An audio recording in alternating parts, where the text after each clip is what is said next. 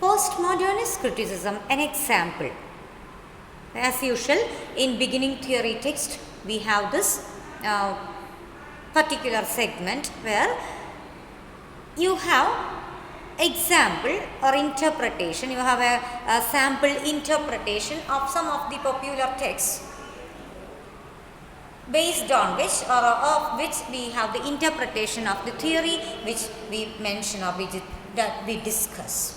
And here we are going to have the postmodernist analysis of one of the major texts of the 20th century, Waiting for Godot by Samuel Beckett. Please don't be confused, it's Samuel Beckett, and I sent you the text to read and have an idea about what is happening in the play. The basic theme of the play, I wanted you to go and read out.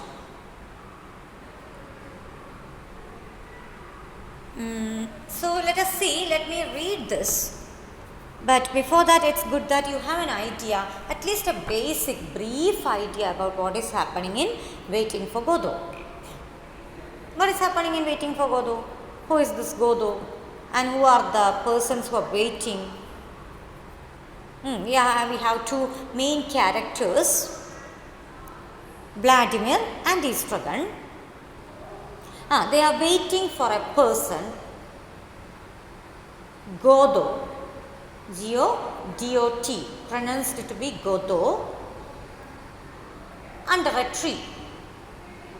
And throughout the play, you see these two persons waiting and waiting and waiting without even knowing who this Godot is or what he is going to do for them, or even if they need something out of him. They need something, okay, fine, but if he comes, and even they are not sure, at least they are not even sure that he will come, but they are waiting and waiting and waiting.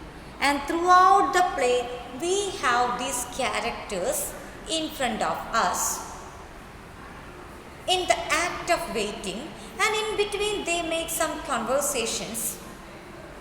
But what kind of conversation, or what is the way they spent time during this waiting, or while waiting for this Godot, unknown person. Actually, they do not know this person.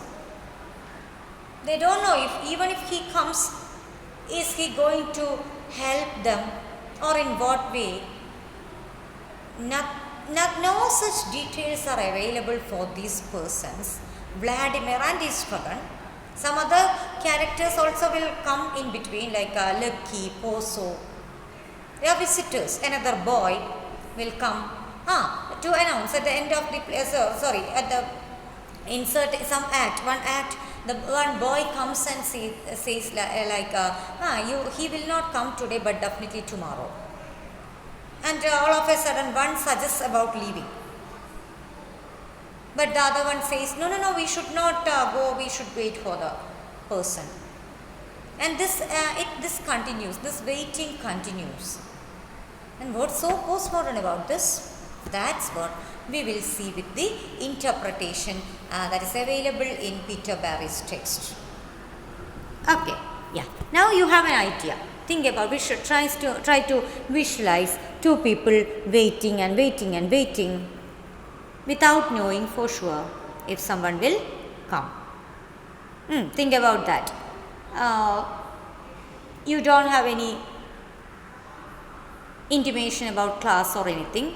Two of you are coming to campus, as your home is nearby, your houses are nearby. You come here and you wait here under that tamarind tree. We have a tamarind tree here. You're waiting and waiting and waiting. You don't know whether the teacher will come, or you don't know whether you have to submit the assignment, or whether the teacher will teach you something, or even some classroom shall be opened by someone else. You don't know anything about this, but you are waiting and waiting and waiting. It's lunch time. You don't take lunch. Even then you wish and expect that someone will come to answer you, as it is an institution. Okay, then someone responsible will come and ask you. At times you try to dial the teacher, she doesn't attend the call. Yeah, I'm trying to replicate the situation. And again now it is getting evening. Still you feel that no, but I should wait the teacher. She will come. If she comes, she may think that, oh, I didn't wait, or we didn't wait. So she may feel bad about that. Who this she is? You don't know whether it is going to be your teacher, either. So if she has if she is continuing in the campus or not, or if she has left the campus, you don't know. But still you are waiting and waiting and waiting. Think about that time when we didn't have much communication during pandemic time and all, and you just wait and wait and wait. Think about that situation. Before that reopening and your classes got reopened in the online mode, you expected that campus to be open even before that, and you are waiting and waiting and waiting. How purposeless it might have been if you do like that, or if you did like that. And same way, you have these two people waiting and waiting and waiting for a person from whom they do not have any direct communication. Think about now, you are intimating, you are given instruction regarding the opening days, how to be in the campus, from which time to which time, and the timetable is already provided. So you have an idea about why you are coming to the campus, why you have to wait for the class, or which teacher is going to come during this hour, that hour, and the coming hours. You have an idea. But here the first and former example is almost like that of the waiting of this Godot, or waiting for the Godot, or the waiting of Vladimir and his struggle. Now to the example, or to the interpretation of the postmodernist reading. See here a useful example of postmodernist criticism, which makes a straightforward application of ideas derived from Lyotard, is Geoffrey Nealon's, that is Geoffrey Nealon, Samuel Beckett, and the Postmodern Language Games, Play and Waiting for Godot. See that title, Geoffrey Nealon's, must be an essay because it's given in quotes. It should be in double quotes actually. Samuel Beckett's. Let me check the text. Here also it is given in single quote, but you have to assume it to be an article, not a book-length publication. Samuel Beckett and the Postmodern Language Games, Play and Waiting for Godot. See, Waiting for Godot is a book-length play, so that it is, even though if it is part of one other title, it is given in italics itself. And you have this details regarding reprint and all, you just leave that. You can read that, but later. And we are going to take that example or that reading to see how postmodernism can work out in interpretation. This mainly shows the first of the 6 postmodernist critical activities listed above, but also has elements of the second, in the sense that notion of language as a self-contained system relates closely to Lyotard's idea of the disappearance of the real. You know how he talks about the disappearance of the real. No longer we have access to what you mean by real, or what you think or take to be really real.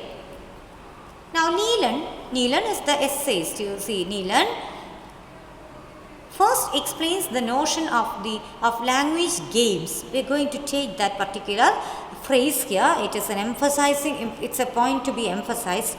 Language games derived from Wittgenstein, whereby when we claim that something is true, we are not measuring it against some external absolute standard, but by internal rules and criteria which operate only within that designated sphere and have no transcendent status beyond that. This is very important. I will explain. Yeah. Think about. You are taking, now you know the concept of grand narrative, meta narrative, as opposed to be mini narratives prescribed or preferred by postmodernism, where you take that grand narrative for granted. You take or you try to, you always hold due respect and expectation upon all the grand narratives, and you think that this is going to help us everywhere. This can be taken as the yardstick at every point. But now this postmodernist reading tries to get another notion in such regarding such grand narratives. You see, we are not measuring it against some external absolute standard, that is language game in general. I am in the company of five-year-old kids. They know language, they know Malayalam, do you think that they know English as well? Assume them to possess both language, they can understand at least, or 5 or 10-year-old children. I am dealing with them, I am going to play with them, and in between I start discussing all these. Postmodernism, laws of the real, simulacra, simulation. Okay, then think about a class which is very good, which is very resourceful. Yeah, the teacher is giving a lot of examples, or the teacher is explaining things in a very clear-cut manner. And that particular class, if that is availed to some graduate or postgraduate students, it shall be really worthy. That is a grand narrative for that particular person or persons. Persons who are immediately connected with that subject, language, or the concepts communicated through language, communicated using language. But think about that these concepts as given, taken, and given to these 4 or 5 children of 10-year-old or 10 or 12-year-old, 10 years old or 10 or 12 years old. How absurd it must be. They never take that as their grand narrative. Same idea is communicated here. They say that, or the interpretation says that, we are not measuring it against some external absolute standard. We have the assumption, yeah, this is the class by that person, or this teacher, that teacher.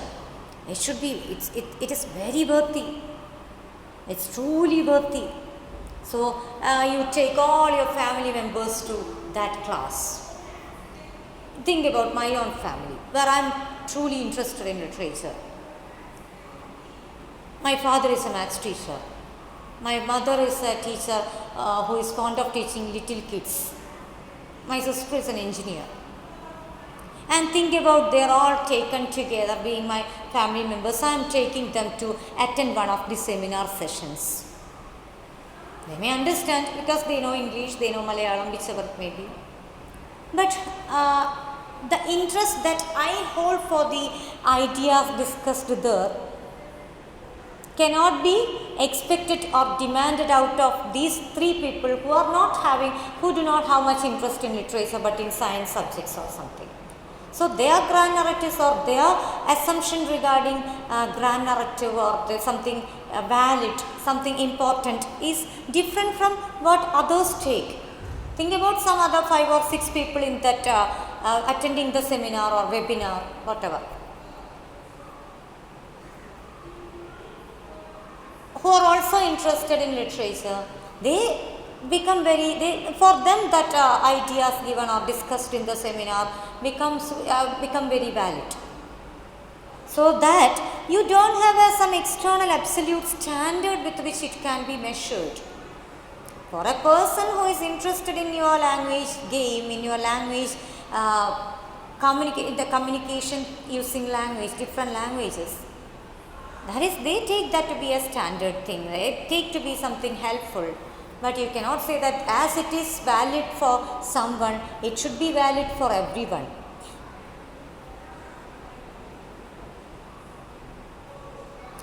But by internal rules and criteria which operate only within the designated sphere and have no transcendent status beyond that. So it's not something transcendent, like it should, to be transcendent, it is something applicable to everyone. It is helpful and it is important for everyone, irrespective of any other personal or individual differences. But that's not the case. These have a restricted applicability, just like the rules which govern moves in a game. Yeah, as I have given you some example. You have a textual example itself here. Like, think about this game where some rules are there. Think about the chess game.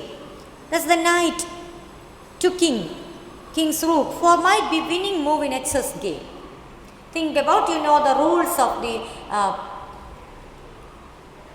rules about the movement of different keys there, like the knight to king's rook, for might be a winning move in a chess game. But does it have any relevance, or does it have anything to do with in any other game? Even between games, these differences in granularities or rules or systems are there, but would carry no weight at all in a game of football.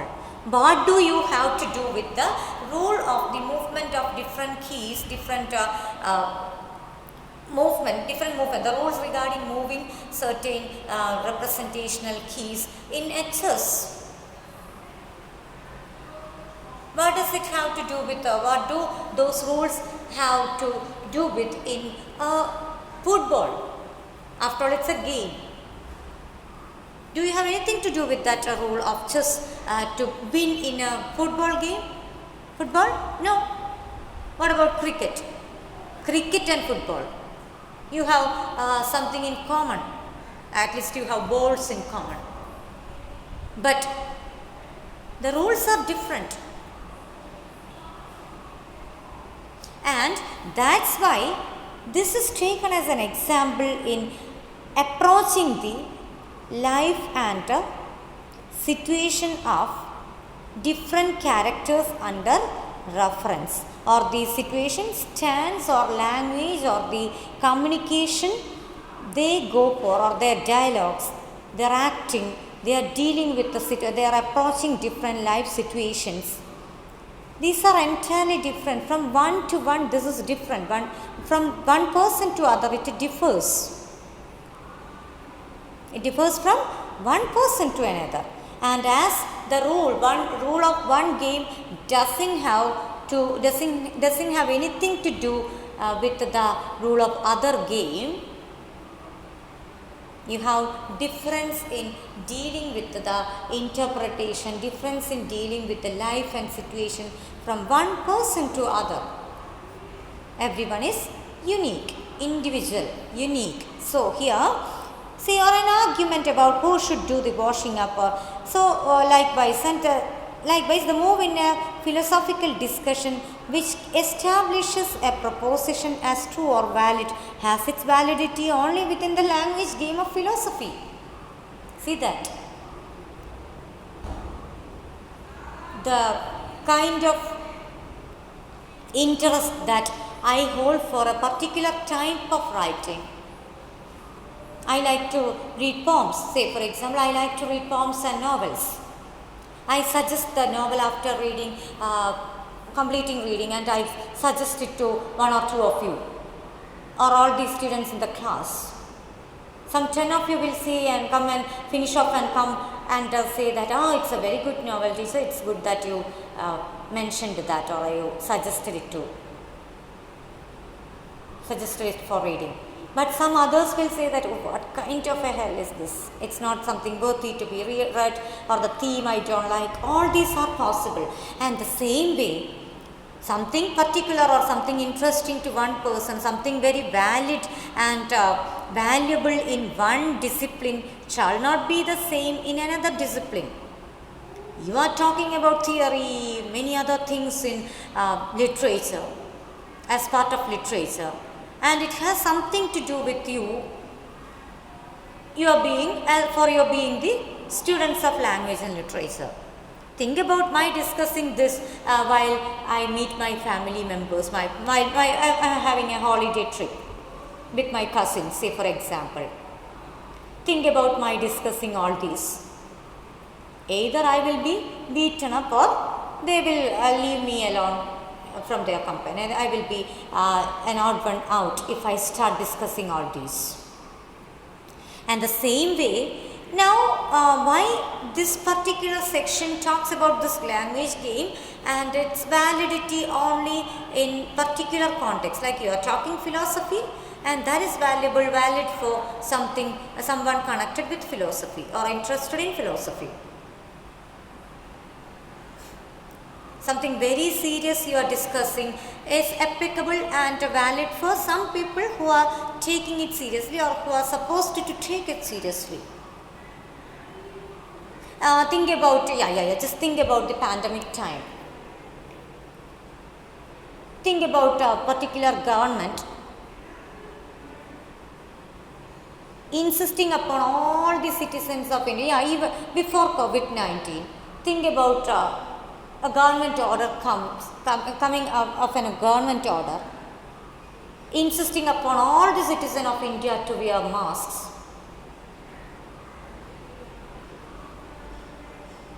Is it relevant? Can it be relevant during that time? No. But now we do it because now we know it's something essential. And that's how this grand narrative of wearing a mask is now a grand narrative.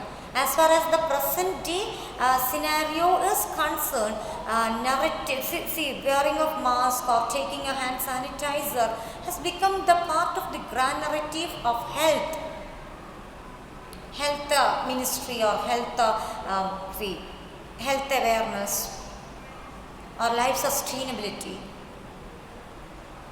But what about such a situation without having anything to worry, such a virus is not there and you are insisted upon wearing mask? You cannot take that to be something very valuable or very valid or something helpful. You feel like you start cursing the order or the government. And this is the way validity is within the particular system in which you are mentioning.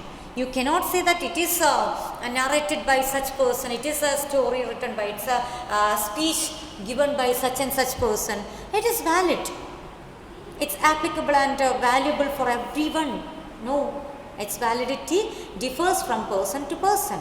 And we will come across Vladimir and Istrogan, their language games, which from the perspective of a logical individual, you find it very boring. Why these people are spending time in this way or wasting time in this way? Why are they making such insensible conversation? Why are they making such insensible comments, or why are they doing all this? That is, we are making the comment according to our understanding. We are making the comment according to our understanding or our assumptions. We assume or we need that kind of a proper spending of time. Or we never want to see or we never want to waste our time or anyone wasting their time. It cannot be afforded. It's something beyond our conceptual level of affording.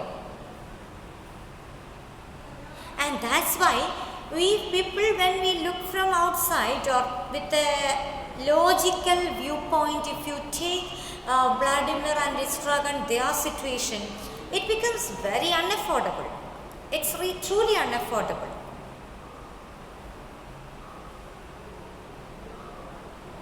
It's truly unaffordable. That we always blame them. We feel like blaming them. Why are they spending their time, wasting their time in this way? Why can't they do something fruitful? But that is according to our grand narrative of the idea, grand narrative that talks about the idea of time, where you never want to waste your time.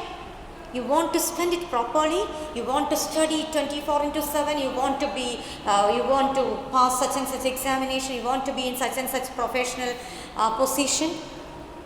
These are our grand narratives,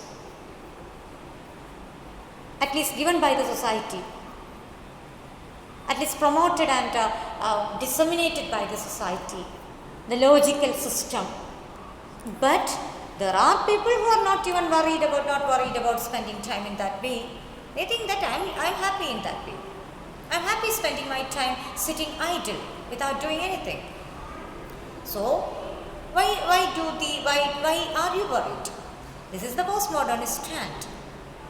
But we will see modernist as well as postmodernist element in this text. But if you are so happy about that kind of a spending of time, you are postmodernist. You are not lamenting over that.